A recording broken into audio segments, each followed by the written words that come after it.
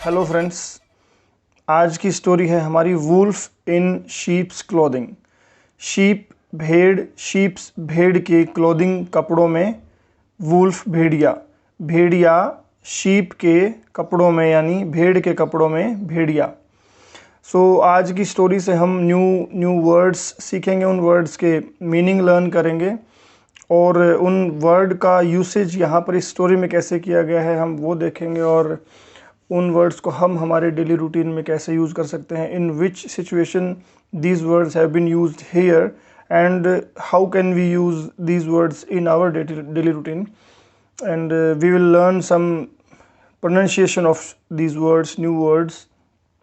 और sentence formation देखेंगे हम, सेंटेंस फॉर्मेशन यहाँ पर कैसे किया हुआ है और we will see how to read and break the sentences and how to translate, most important, how to translate these sentences, and we will see how to use all these things in our daily routine, how we can use. So all these things will help us a lot in improving our English skills in all the ways. So without wasting the time, let's start. One day a wolf found a sheepskin. One day, एक दिन, wolf भेड़िया, found पाया या मिला, find पाना, found पाया या मिला, शीपस्किन यानी भेड़ की स्किन चमड़ी या खाल। एक दिन एक भेड़िए को एक भेड़ की खाल मिली। यहाँ पर पास्ट इंडेफिनिट टेंस का यूज़ किया गया है, सेकंड फॉर्म का यूज़ किया गया है। हम धीरे धीरे आगे सभी सेंटेंसेस में देखेंगे कि कौन सा टेंस यूज़ किया हुआ है, किस तरीके से यूज़ किया हुआ है। He covered himself with the sheep skin and got into a flock of sheep grazing in the field. He covered, उसने, कवर ढकना, कवर्ड ढका। ही का मतलब वह भी होता है और उसने भी होता है, तो हम अकॉर्डिंग टू सेंटेंस इसका मीनिंग यूज़ करेंगे।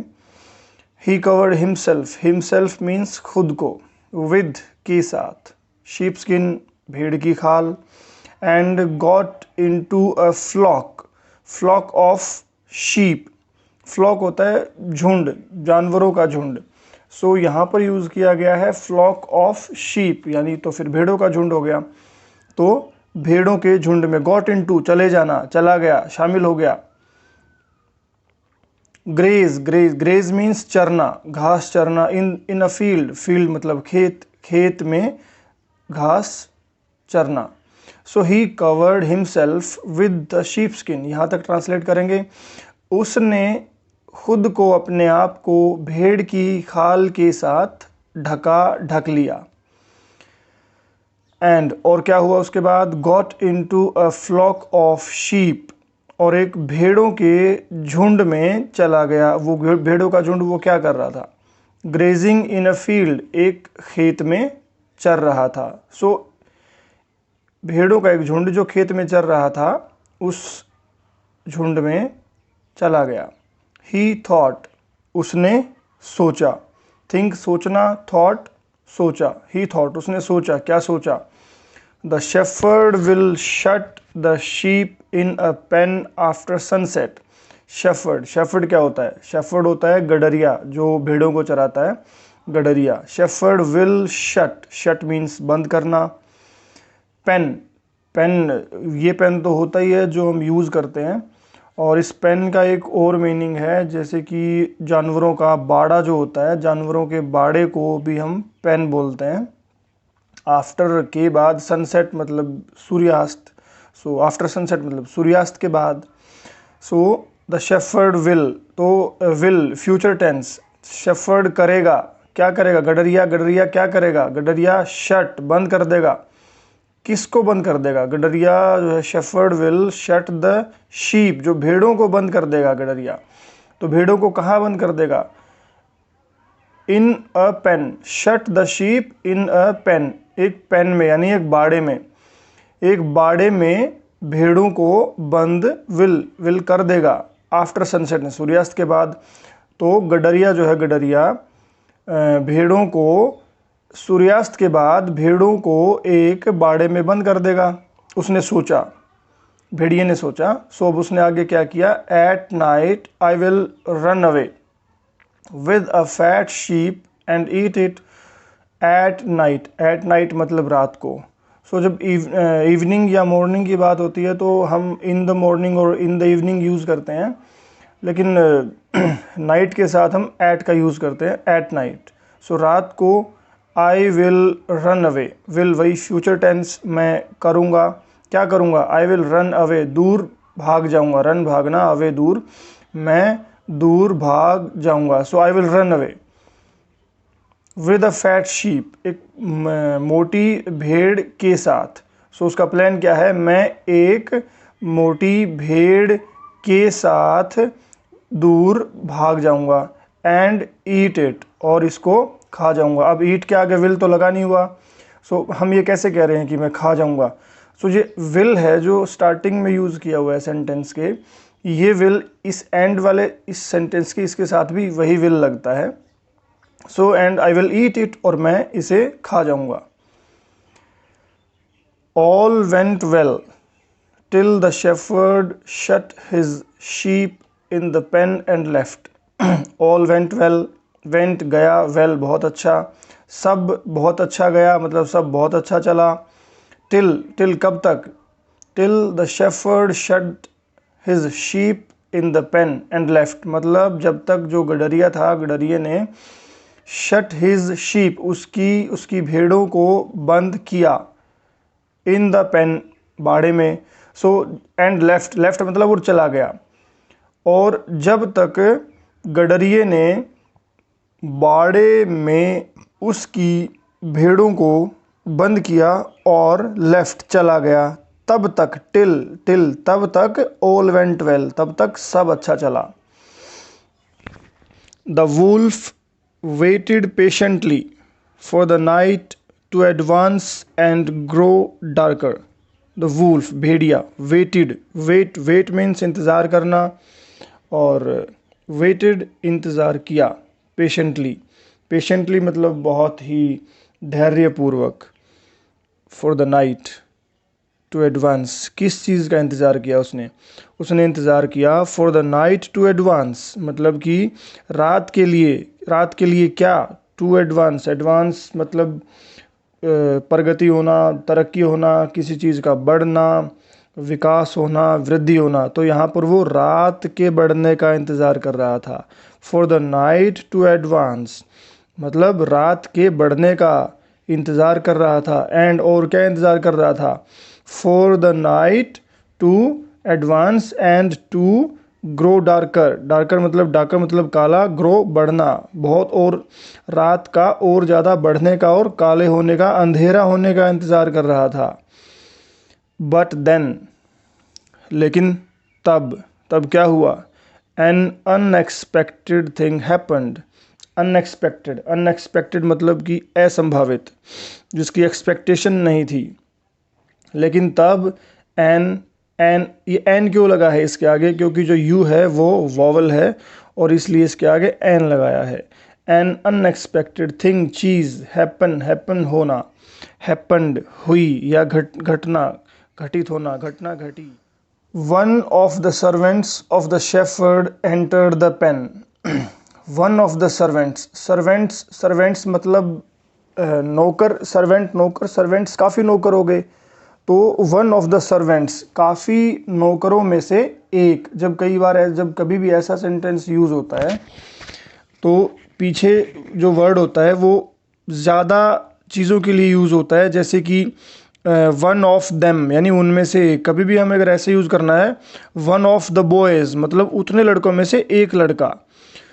Of the shepherd enter the pen मतलब बाड़े में दाखिल हुआ। जो गडरिया है, जो गडरिये के नौकरों में से एक नौकर बाड़े में दाखिल हुआ। His master had sent him to bring a fat sheep for supper. His master means मालिक या गुरु, तो हम यहाँ पर इसका मतलब जो है मालिक लगाएंगे, मालिक इसका मीनिंग लगेगा यहाँ पर।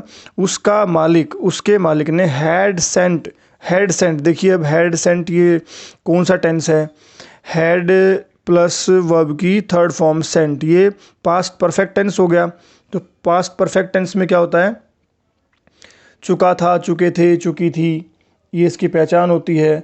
सो ये यहाँ पर क्या कर चुका था, हैड सेंट हिम, सेंट मतलब भेजना, तो उसको भेज चुका था, यानी उसको भेजा था। किस लिए भेजा था, सेंट हिम, उसको भेजा था, to bring a fat sheep, एक मोटी भेड़ को लाने के लिए भेजा था उसके मालिक ने। फोर सपर, सपर मीन्स शाम का खाना, शाम के खाने के लिए हम सपर यूज़ करते हैं और रात के खाने के लिए हम डिनर यूज़ करते हैं। सो फोर सपर, शाम के खाने के लिए एक मोटी भेड़ लाने के लिए भेजा था, भेज चुके थे। As luck would have it, as मतलब जैसे कि लक भाग्य, हैव इट मतलब हैव रखना या इसको लेना। सो इसका मतलब यहाँ पर लगेगा as luck would have it means जैसा कि किस्मत चाहेगी। हम इसको कभी भी मतलब ऐसे सेम टू सेम भी यूज़ कर सकते हैं, as luck would have it, जैसा किस्मत चाहेगी वैसा होगा। कभी भी अगर हमें ये बात बोलनी है तो हम as luck would have it मतलब कि किस्मत से या भाग्य से। The servant picked up, servant ने, नौकर ने उठाया, क्या उठाया, picked up the wolf, wolf भेड़िए, भेड़िए को उठाया। Dressed in the sheep skin, भेड़ की खाल में जो ड्रेस्ड है, जिसने भेड़ की खाल को पहन रखा था, उस भेड़िए को उठाया, मतलब किस्मत से, भाग्य से उसी भेड़िए को उठा लिया जिसने भेड़ की खाल को पहन रखा था। That night the shepherd and his guest had the wolf for supper, that night उस रात को, the shepherd and his guests और उसके मेहमानों ने, हैड मतलब लिया, रखना, या कोई खाने के लिए भी हम हैव यूज़ करते हैं, जैसे कि हैव इट, किसी को चाय देना है तो हम बोलते हैं हैव इट।